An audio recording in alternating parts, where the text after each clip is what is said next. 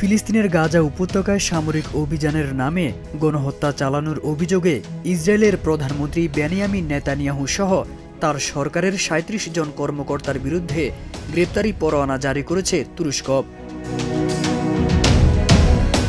শুক্রবার ইস্তাম্বুলের শীর্ষ সরকারি কৌঁসুলির দপ্তর থেকে এই গ্রেপ্তারি পরোয়ানা জারি হয়েছে বলে জানিয়েছে বার্তা সংস্থা CNN।